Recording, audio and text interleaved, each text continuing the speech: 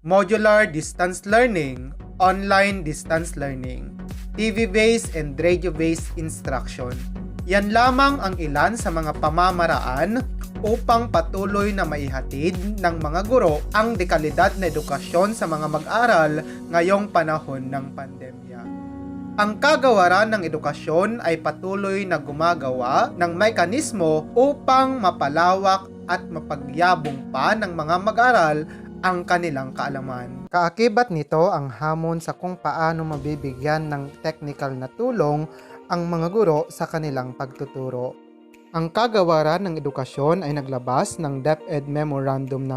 4 Series 2022 entitled Implementation of the Results-Based Performance Management System, Philippine Professional Standards for Teachers for School Year 2021-2022.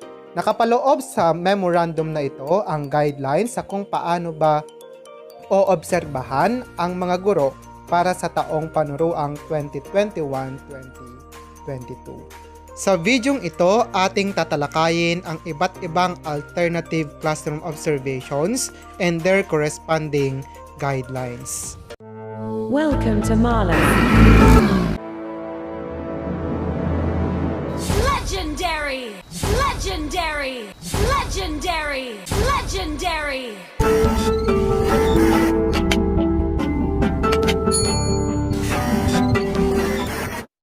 Una sa ating listahan ang observation of real-time teaching, either online synchronous learning or two-way radio instruction. Ang alternative classroom observation na ito ay applicable sa mga guro who will adopt online synchronous learning or two-way radio instruction regardless kung ilan yung klase mo or ilan ang iyong mag-aaral. Ang pangalawa naman ay ang observation of a video lesson or an audio lesson. So, ikinukonsidera ito kapag ang unang option ay hindi possible.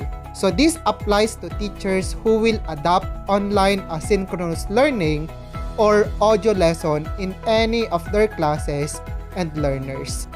So, a video lesson or audio lesson shall be used in the delivery of their lessons as part of the supplementary materials or as one of the learning materials for online asynchronous learning or two-way radio instruction.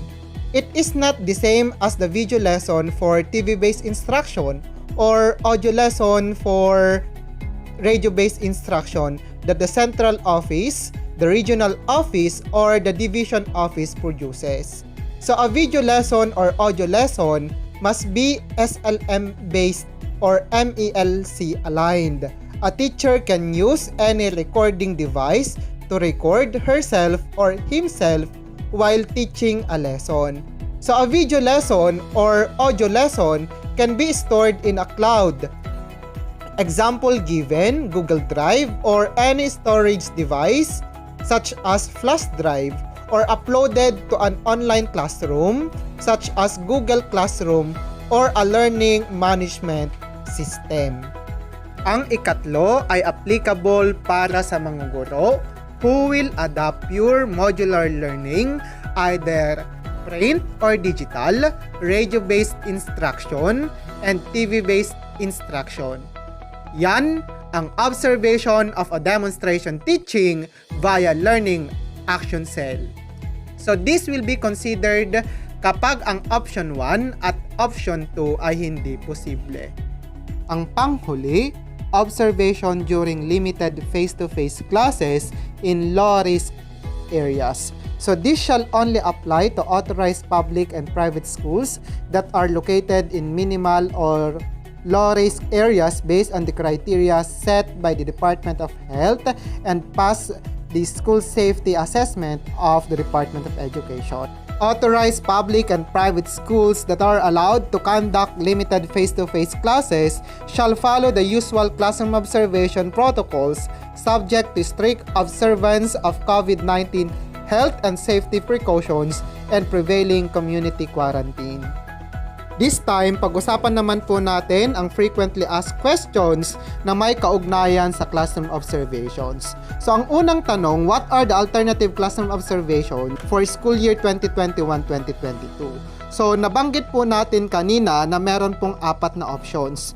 Una po yung online observations, pangalawa observation of a video lesson, pangatlo yung demonstration teaching via live session, at yung pang-apat ay yung usual na classroom observation para sa mga merong or nagkakandak ng limited face-to-face classes. Pangalawa, who or what will determine the mode of observation? So, ang magiging basehan sa kung ano yung mode of observation will be kung ano yung inadapt ng school na learning delivery modality. And the third question, I will adapt to learning modalities. So, yan po yung blended learning for this school year. What do I consider for observation? So, kung online synchronous, yung isa sa mga modalities, take option 1. Pero, kung online asynchronous naman yung isa pa sa mga modalities mo at synchronous learning or teaching is not possible, pwede mong i-adapt yung second option, which is the observation of a video lesson. Pero kapag yung online learning, either synchronous or asynchronous, ay hindi mo modalities, iti-take mo yung option 3, which is the observation of a demonstration teaching via live session. Next question, can I shift between modes of observation? Hindi. Kung ano yung ginamit mo na mode of observation for the first classroom observation, since meron po tayong dalawang classroom observation or observations for the school year 2021-2022, yun din lang po yung gagamitin po natin for the second observation. Meaning, kung ano yung ginamit mo dun sa first, yun na yung gagamitin mo for the second observation. Meaning, isang observation modality lang para sa buong taon. Next, how many observations are required for school year 2021-2022? Nasagot na po natin kanina yan. Meron po tayong dalawang classroom observations na isasagawa para sa taong 2021-2022. This time, pag-usapan po natin ang mga katanungan tungkol sa online observation. Una, I only have one online class with 5 learners in a week. Does online observation apply to me? Gaya ng ating nabanggit kanina, as long as you are adapting online or synchronous learning, pwede po nating gamitin ang online observation regardless of the number of classes and learners. Next, does online observation apply to blended learning? Opo, as long as online synchronous learning is one of your modalities in the blended learning. Third, what if my online class was cut off due to intermittent internet connection during my scheduled observation?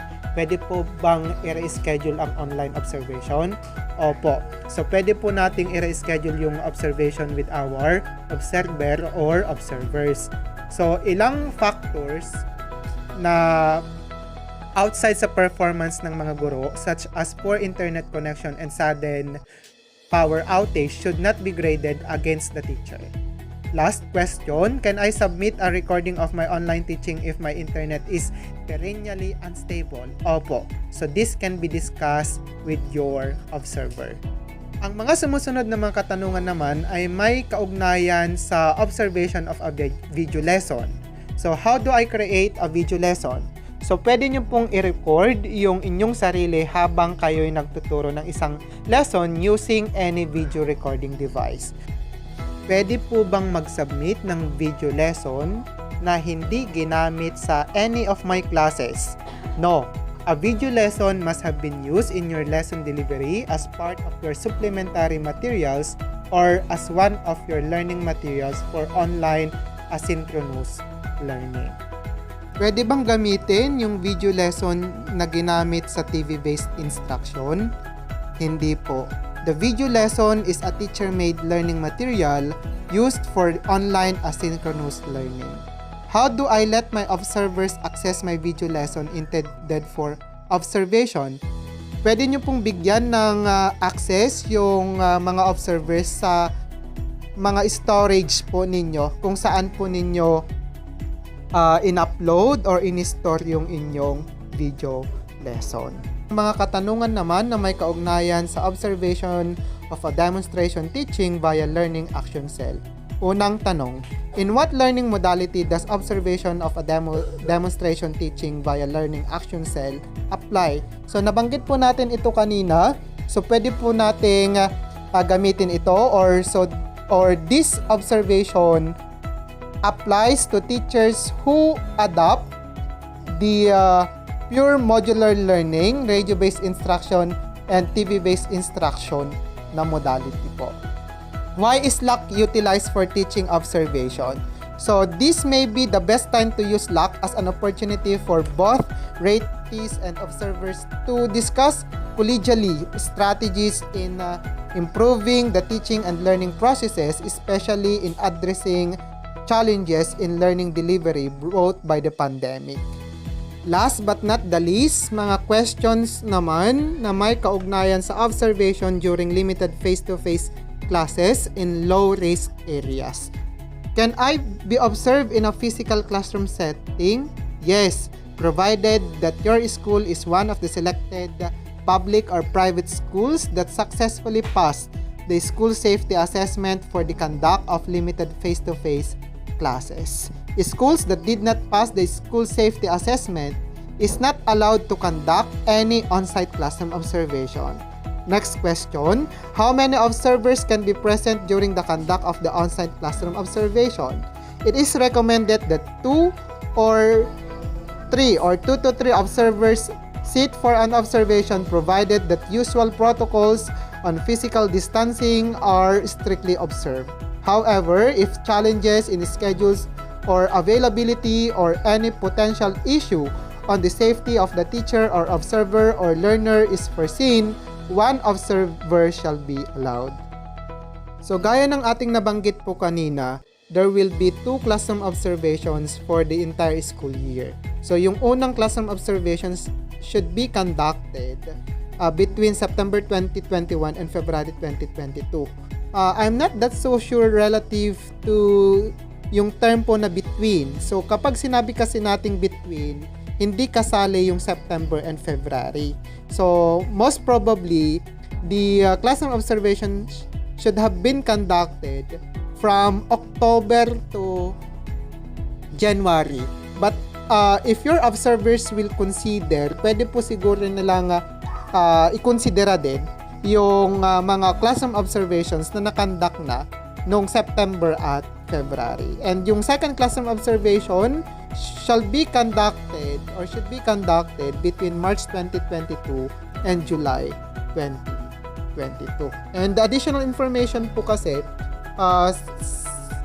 in February po, isasagawa na po yung mid-year review. So, yan ang mga impormasyon na may kaugnayan sa alternative classroom observations for school year 2021-2022. Kung nakatulong po sa inyo ang videong ito, pwede mong i-hit ang like button, pati na rin ang share button para malaman din ng iba ang tungkol dito. Muli, this is Teacher Malamath, signing off.